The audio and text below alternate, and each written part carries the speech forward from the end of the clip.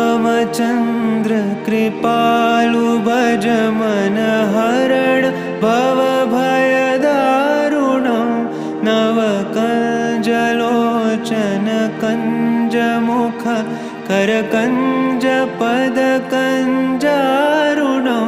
श्रीराम श्रीराम श्रीराम श्रीराम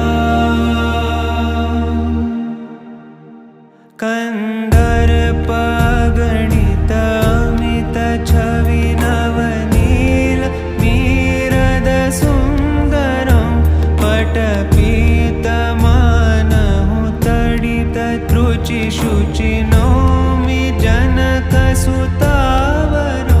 श्रीराम श्रीराम श्रीराम श्रीराम भजु दीनबन्धु दिनेश दानव दैत्यवंशनिकन्दनं रघुनन्द आनन्द कंद कौशल चन्द दशरथ नन्दनं श्रीराम श्रीराम श्रीराम श्रीराम शिरमुकुट कुण्डल तिलक चारु दारु अङ्गविभूषणम् आजानुभुज शरचापधर सङ्ग्रामचित्तखर दूषणं श्रीराम श्रीराम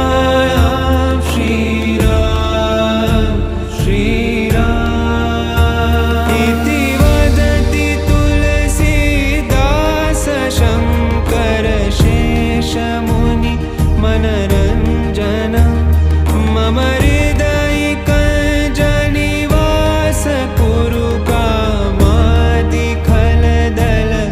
गञ्जनं श्रीराम श्रीराम श्रीराम श्रीराम श्रीराम श्रीराम श्रीराम श्रीराम श्रीरामचन्द्र कृपालु भज मन हरण भवभयदारुणं नवकञ्जलोचन कञ्जमुख करकञ्ज पद